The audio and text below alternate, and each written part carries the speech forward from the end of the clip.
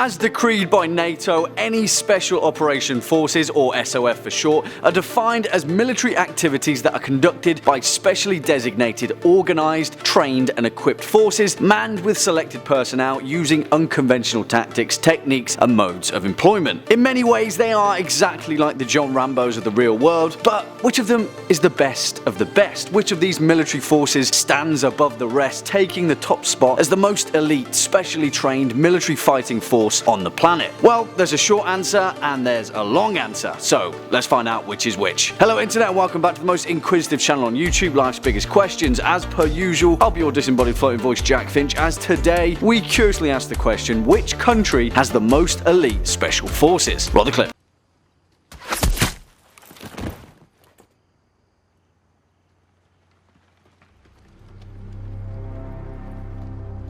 Well, forgive my potential bias, but the short answer is that the British SAS are generally agreed to be the most well-rounded and adaptable Spec Ops forces on the planet. But in actuality, this question has so many differing layers and variables to it that it's kind of ridiculous to even ask it. The real matter of fact is that each and every Special Operations Force across the planet like one partition of a Swiss Army knife. Which of them is the best? At what? During which conditions? In which climate? Each of them have differing strengths and weaknesses and are more valuable in extremely particular sets of circumstances. And that's kind of been the exact same precedent set since the dawn of warfare. A military power is a tool and it is only as useful as its application. After all, you wouldn't paint a door with a chisel, would you? Special forces have played an important role throughout the history of warfare, especially when the aim was to achieve disruption via hit and run tactics with an emphasis on sabotage rather than more traditional means of combat. The earliest instance of this at around the 11th century BC was when Chinese strategist Jiang Jia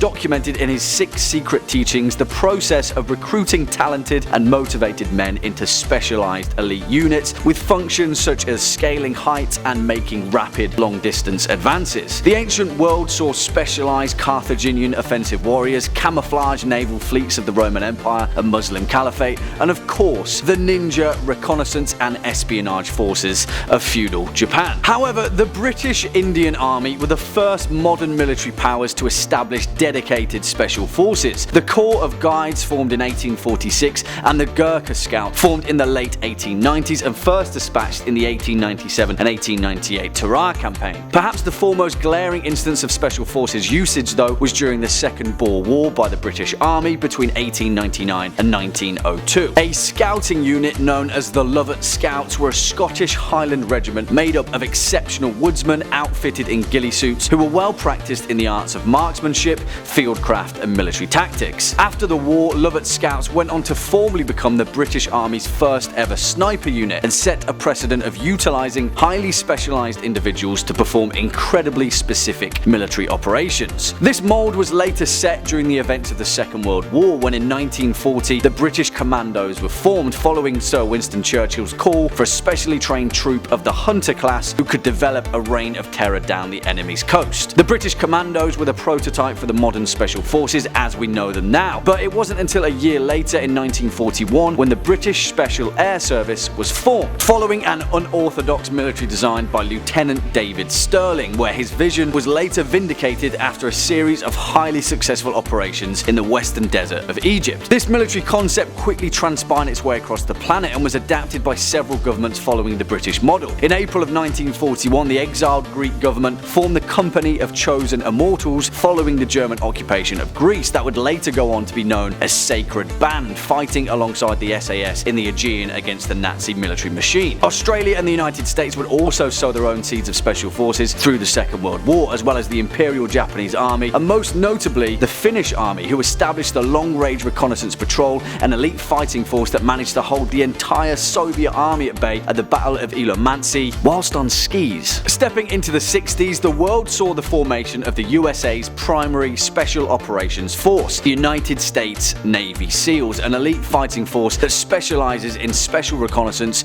counter-terrorism and unconventional warfare, focused primarily on swift entry and exit military missions. Similarly, the 1980s saw the formation of the Russian Spetsnaz, who became renowned for their proficiency in withstanding hellish torture while protecting valuable information, and who conduct a form of training that is so extreme that is deemed illegal in the rest of the Western world. In the 1990s, the once completely covert Israeli Spec Ops force Sayeret Matkal revealed itself to the world by opening its once secretive selection camp to other IDF special forces, and still denies the knowledge of many of its operations across the world to this day. And here's the thing, during this time the vast majority of governments across the planet had already spent the time adapting and developing their own special forces after the model that the British SAS had shown, who at night perfectly crafted for operations in their own geopolitical influence. The SSG of Pakistan, the Polish Grom, Indian Marcos, the Israeli Mossad, Indonesian Kopassus, German KSK, French GIGN, Philippine Scout Rangers, the Canadian Special Operations Forces Command, the list goes on and on and on. Any military power on the planet has their own elite branch of special forces operatives. If you're looking for a flat figure in terms of numbers, the United States has the highest amount of differing Spec Ops forces, but they're also the highest spending military government on the planet, so it kind of comes with the territory. Also, the next nation on that list, China, has more special operations forces than you can imagine, and pretty much nothing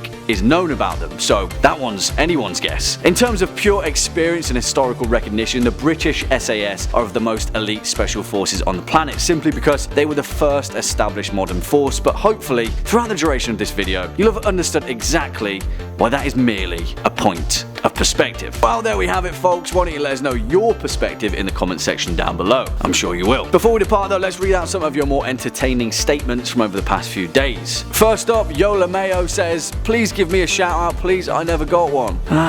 You know what? I don't know about that, Yola. But then they go on to say, also, you are my favourite YouTuber. Well, in that case, Yola Mayo, why don't you say so? Here's your shout out, and thanks for being the life's biggest question here. Does that work? Whatever. You get the picture? On that note, folks, cheers for sticking around all the way until the end. You know how easily swayed I am. If you're a fan of this video, make sure to hit that thumbs up button as well as that subscribe bell. And I'll be seeing you in the next one. As per usual, I've been your disembodied floating voice, Jack Finch. You've been watching Life's Biggest Questions, and until next time.